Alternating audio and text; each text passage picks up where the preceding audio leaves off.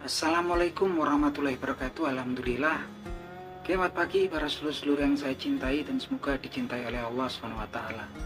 Oke para sedulur, jumpa lagi di kanal YouTube-nya Pak Dekun. Oke para sedulur, jadi di awal video ini ada potongan video.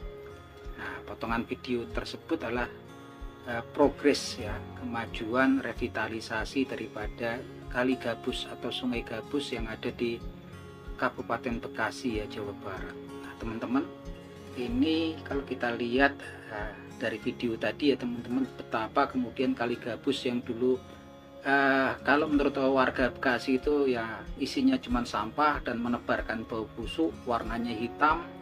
Sekarang kemudian di bawah arahan Kang Deddy Mulyadi, gubernur kita semua, gubernur Jawa Barat, berhasil kemudian direvitalisasi ya. Tentunya pekerjaan itu juga nggak mudah ya untuk Kang Deddy Mulyadi, karena ketika kemudian banyak kasus banjir yang kemudian menimpa daerah Bogor dan Kabupaten Bekasi, Kang Deddy kemudian meninjau ya. Yang ditinjau kemudian sama Kang Deddy Mulyadi ini di hulunya, yaitu di Kabupaten Bogor, di daerah Puncak, yang mana ternyata banyak daerah resapan air yang fungsinya lahan-lahan untuk resapan air justru dibangun bangunan-bangunan untuk yang difungsikan untuk hiburan. Dan memang kemudian Kang Deddy Mulyadi setelah berkoordinasi dengan Bupati Bogor kemudian ya ditertibkan, nggak ada kompromi, nggak ada babi bu lagi, semua langsung diratakan, dibongkar, diratakan dengan tanah. Alhasil masalah di hulu sebagian sudah mulai ditertibkan oleh Kang Deddy Mulyadi. Dan kemudian Kang Deddy Mulyadi meluncur ke Kabupaten Bekasi, dan kemudian dia melihat bahwasanya di sungai-sungai yang menyebar di Kabupaten Bekasi seperti Kali Gabus, Kali Baru di Tambun Selatan, Kali Cikarang, ada Kali Mati, semuanya memang sudah di daerah aliran sungainya sudah ditutup oleh bangunan-bangunan liar ya. Bangunan-bangunan yang bukan bangunan semi permanen lagi, tapi sudah merupakan bangunan permanen. Dan ini yang kemudian Kang Deddy Mulyadi memberanikan dirinya berkoordinasi dengan Bupati dan Wali Kota Bekasi untuk melakukan tindakan terukur dan tindakan tegas terhadap bangunan-bangunan yang memang kemudian menjadi sumber masalah di daerah aliran sungai-sungai tersebut ya teman-teman. Yang mana bangunan-bangunan itu bangunan permanen, artinya memang bangunan-bangunan ini sudah berdiri nggak cuma 1-2 tahun, pastinya sudah puluhan tahun, dan sepertinya memang kemudian ada pembiaran ya dari pemerintah setempat ini, yang memang masalah-masalah ini memang akumulasi ya teman-teman. Saya juga nggak bayangin memang kesulitannya, karena kalau sudah terjadi pembiaran dan terjadi terus-menerus, yang lain mengikuti, oh itu kok nggak apa-apa, nggak ditertibin, ikut bangun, dan beraninya sampai bangun bangunan permanen di tanah yang bukan milik mereka ya, tanah milik negara. Ini bukti sekali bahwasanya peraturan kita kemudian untuk memberikan efek jerah kepada orang-orang yang oknum-oknum yang nekat untuk membangun bangunan permanen di tanah milik negara, di tanah yang bukan milik mereka, itu lemah. Harusnya memang betul-betul ini kemudian diterapkan ya. Dan memang kemudian Kang Deddy Mulyadi nggak ada ampun lagi, nggak ada kemudian kajian atau segala macam, sudah langsung pokoknya tertibkan. Dan memang di atas bangunan-bangunan yang ada di bantaran sungai atau daerah aliran sungai di Kali Mati, Kali Gabus, ini semua dibongkar semua. Yang kebanyakan kan itu di pinggir jalan mereka bikin toko atau ruko ya, semuanya dibongkar oleh Kang Deddy Mulyadi atas saran Kang Deddy Mulyadi. Yang jelas kemudian memang mereka juga tetap diberikan uang kerahiman ya, yang sebetulnya juga bukan hak daripada Pemda Jawa Barat, bukan tanggung jawab daripada Pemda Bekasi, karena mereka mendirikan bangunan di tanah milik pemerintah, di tanah yang bukan kepemilikan mereka. Dan ini luar biasa sekali ya, saat ini mulai tertata ketika semua dibongkar, sudah beres. Kang Deddy kemudian melakukan pengerukan, yaitu kan sungai-sungainya dikeruk, didalemin, kemudian juga dipasang pail beton di kanan kirinya, sehingga sekarang sungai-sungai yang dulu warnanya hitam dan menebarkan bau busuk sekarang udah mulai jernih ya. Bau busuknya sudah mulai berkurang, sudah sebagian juga hilang. Dan yang parah memang kan di cabang-cabang sungai, banyak cabang-cabang sungai yang ada di Kabupaten Bekasi itu sebagian udah ditutup atau bahkan atasnya itu dicor, kemudian didirikan bangunan di atasnya. Ini sangat memprihatinkan sekali ya. kelakuan, perilaku dari segelintir orang yang sebetulnya merugikan masyarakat banyak. Nah, kalau saya lihat ini memang kerja yang sangat luar biasa, patut diapresiasi oleh semua masyarakat Jawa Barat gitu kan. Dan juga saya pikir masyarakat DKI Jakarta juga harus berterima kasih sama Kang Deddy, karena kemudian air kiriman tentunya besok kalau musim-musim hujan di tahun mendatang juga akan berkurang ketika Kang Deddy Mulyadi kemudian bisa menertibkan bangunan-bangunan yang ada di puncak Bogor sana yang memang berdiri di atas tanah resapan ya. Tanah resapan. Ini luar biasa sekali Kang Deddy. Yang justru kalau kita lihat kemarin malah sepertinya kerja-kerja Kang Deddy ini nggak mendapatkan apresiasi dari elit ya. Ya, tampak kalau kemarin di sidang paripurna DPRD Jawa Barat itu ada sekelompok daripada politikus dari suatu partai tertentu yang kemudian protes keras ya kepada ketua sidang bahwasanya marwah DPRD Jawa Barat itu sudah nggak ada lagi, itu harus dikembalikan.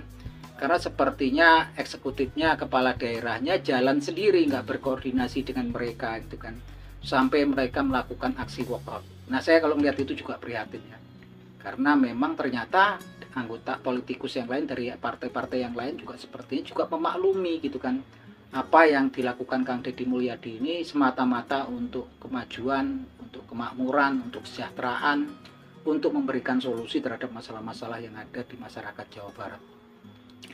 Yang jelas teman-teman, ini betul-betul memprihatinkan dan itu ditonton oleh seluruh khalayak ramai ya teman-teman. Bisa jadi blunder untuk para politikus tersebut gitu kan, karena ditonton ya perilaku kita itu sekarang para tokoh ditonton oleh masyarakat, karena di era digital ya semua sudah bisa ngelihat ya, bisa memantau lewat media sosial gitu kan.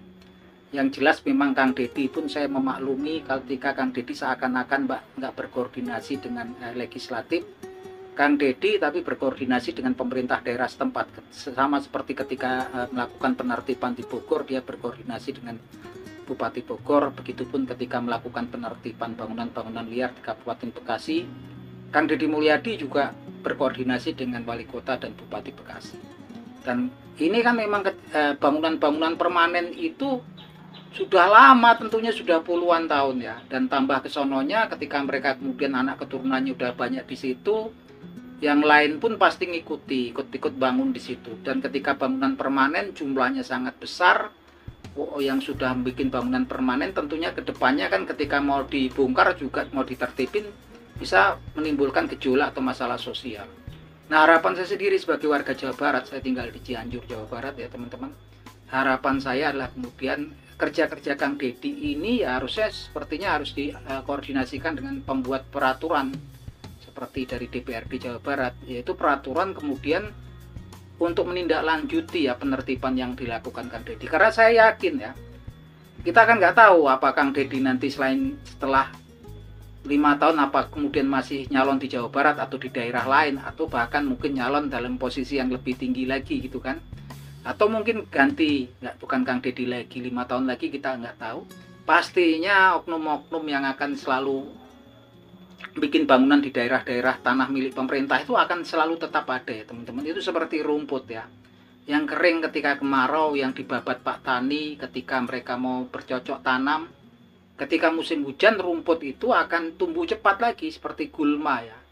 Nah, ini memang harus kemudian diikuti oleh peraturan-peraturan yang saya pikir memang undang-undang yang harusnya bisa menindak keras, memberikan efek jera buat para oknum yang nekat untuk membangun bangunan-bangunan liar di atas bantaran sungai gitu kan. Dan saya pikir memang kemudian aparat desa, aparat kecamatan dan aparat kabupaten kota harus tegas ya buat orang-orang yang berusaha membangun di daerah aliran sungai. Mereka nggak lama pasti nanti juga pasti akan bangun dulu, bangun yang ya lapak-lapak, setelah lapak semi permanen, lama-lama ya permanen gitu kan.